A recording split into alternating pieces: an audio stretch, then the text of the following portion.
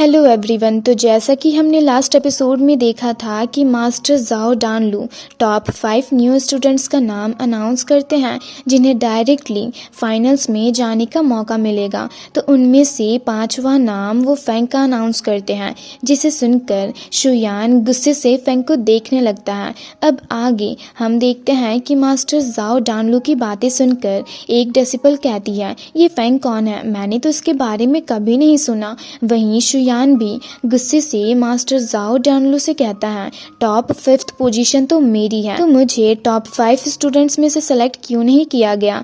जिसे सुनकर मास्टर जाओ डानलू उससे कहते हैं कि मैं यहाँ का चीफ इंस्ट्रक्टर हूँ। जिसे सुनकर शुयान गुस्से से कहता है, जाओ डानलू तुम्हारी इतनी हिम्मत, मैं इसके बारे में मिंग सेक्ट के मास्टर को रिपोर्ट करूंगा। जिसे सुनकर मास्टर जाओ डानलू उससे कहते हैं कि अब यहाँ इनर सेक्ट में आने के बाद तुम्हारा किसी से मिलना बेकार है, क्योंकि तुम अब ऑफिशियली मेरे स्टूडेंट बन गए हो। और अभी अभी तुमने क्या कहा? तो शुयान हिचकिचाते हुए उन्हें मास्टर कहता है। तो मास्टर जाओ डानलू उसे एक थप्पड़ मारते हैं और कहते हैं, जो भी अपने मास्टर की रिस्पेक्ट नहीं करते उन्हें पनिशमेंट तो मिलनी ही चाहिए। तो शुयान उनसे कहता है, तो ठीक है, मैं फेंग के साथ खुद मुकाबला करना चाहता हूँ, और अगर मैं उस मुकाबले में जीत गया तो उस फेंग को टॉप 5 में से बाहर निकलना होगा। जिसे सुनकर फेंग सोचते हुए कहता है कि तुम जाओ डानलू को तो हैंडल कर नहीं सकते और मुझसे मुकाबला करना चाहते हो।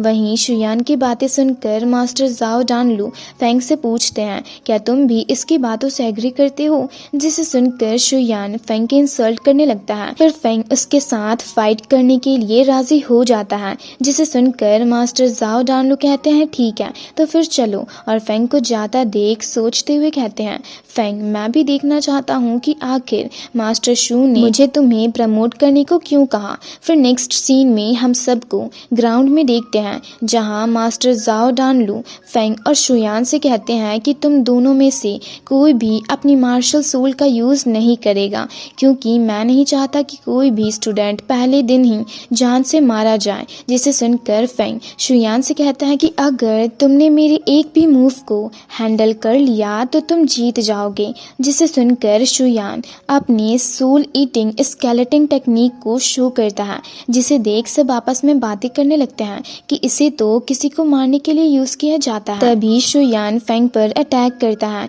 जिसे फेंग काफी आसानी से ब्लॉक करके उस पर अटैक करता है, जिससे शुयान हैंडल नहीं कर पाता और घायल होकर दूर जा गिरता है। ये देख हान्यू फेंग के लिए चीयर करने लगती है।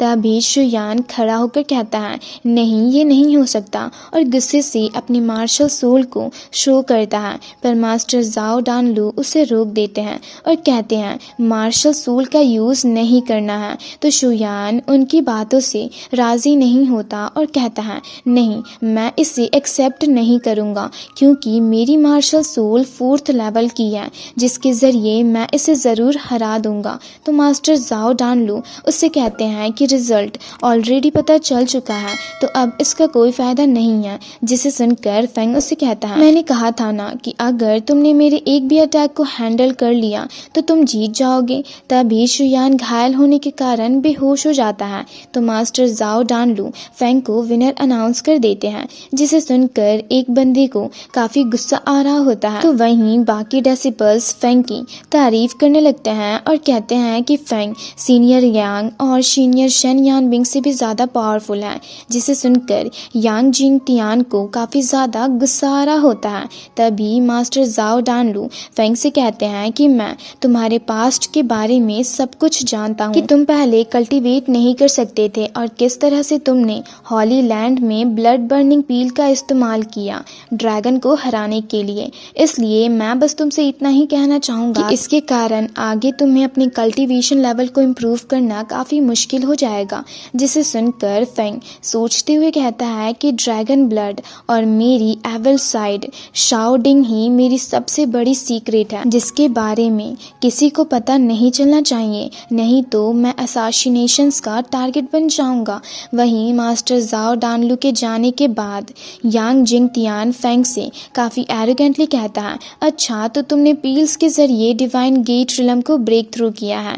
जिसे सुनकर मुबाई और हानियू फेंग के पास जाते हैं, जहां हानियू फेंग से कहती है कि इसके बारे में ज़्यादा मत सोचो। जिसे सुनकर फेंग उससे कहता है कि तुम फिक्र मत करो, मैं ठीक हूँ। फिर नेक्स्ट सीन में हम देखते हैं कि फेंग मास्टर शू के दिए हुए टोकन को लेकर मार्शल आर्ट्स पवेलियन के अंदर जाता है और फोर्थ एम्पायर मार्शल आर्ट्स की बुक को देख कहता है कि इनर सेक्ट्स और आउटर सेक्ट्स के रिसोर्सेस में बहुत बड़ा फर्क है। तभी वहाँ पर उसके कुछ क्लासमेट्स भी आते हैं जो उसका मजाक उड़ाने लगते हैं, पर फेंग उनकी बातों को इग्नोर करके आगे जाता है। तो एक बंदा उसका रास्ता रोककर उससे कहता है, अच्छा तो आउटर सेक्ट के ग्रेट सीनियर ने मेडिसिन के थ्रू ब्रेक थ्रू किया है। पर फेंग उसकी बातों का कोई जवाब ना देकर आगे जाने लगता है। ये देख उस बंदे को काफी ज्यादा गुस्सा आता है और वो फिर से फेंग का रास्ता रोक कर खड़ा हो जाता है। तो उन्हें देख उसके क्लासमेट कहते हैं कि सीनियर जाओ हु आउटर सेक्ट के डेसिबल से सबसे ज्यादा नफरत करते हैं। वहीं जाओ हु फेंग को गुस्से से एक पंच मारता है, जिससे वो पीछे की ओर चला जाता है और अपने शी पावर का यूज करने की कोशिश करता है, पर कर नहीं पाता। ये देख जाओ हु उससे कहता है कि तुम मार्शल हॉल के अंदर अपनी शी पावर का यूज नहीं कर सकते और मैं बॉडी फॉर्जिंग मेथड को प्रैक्टिस करता हूँ, तो अब तो तुम मुझे नहीं हरा सकते। और फेंग पर अटैक कर देता है, जिससे बचते हुए फेंग पीछे की ओर चला जाता है और उससे मुस्कुराते हुए कहता है, तो क्या बस यही तुम्हारी एबिलिटी है। जिसे सुनकर जाओ हु गुस्से से उससे कहता है कि लगता है मुझे तुम्हें सबक सिखाना ही होगा। और ये कहकर वो फेंग पर अटैक कर देता है और उन लोगों में फाइट होने लगती है। पर फेंग जाओ हु पर भारी पड़ रहा होता है और उसे मार कर दूर फेंक देता है और उसकी हालत देख उससे कहता है, अच्छा तो तुम बॉडी फॉर्जिंग मेथड को प्रैक्टिस करते हो, पर तुम्हें तो कुत्तों के जैसा ट्रेन किया गया है।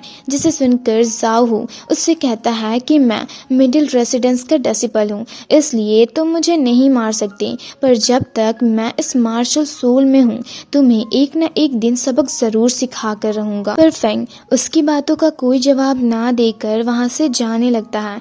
तो जाओ हु उससे कहता है कि मैंने सुना है इस साल हानियू नाम की एक खूबसूरत लड़की भी यहाँ आई है। जिसे सुनकर फेंग गुस्से से उसे किक मारकर उसकी कल्टीवेशन को डिस्ट्रॉय कर देता है। तो जाओ हु उससे गुस्से से कहता है कि तुम्हारी इतनी हिम्मत कि तुमने मेरी कल्टीवेशन को डिस्ट्रॉय किया। जिस पर फेंग उससे कहता है, तुम यही डिजर्व करते हो, और सेकंड फ्लोर की ओर जाने लगता है। तो एक लड़की उससे कहती है, सीनियर फेंग सेकंड फ्लोर के अंदर कोई भी डेसिबल यूं ही नहीं जा सकता, नहीं तो उससे सीनियर एल्डर्स पनिश करेंगे। पर फिर भी फेंग उसकी बातों का कोई जवाब ना देकर सेकंड फ्लोर की ओर जाने लगता है। और इसी के साथ ये एपिसोड यहीं पर ख़त्म होता है। तो अगर आप लोगों को ये वीडियो अच्छी लगी तो वीडियो को लाइक और चैनल को सब्सक्राइब कर दें।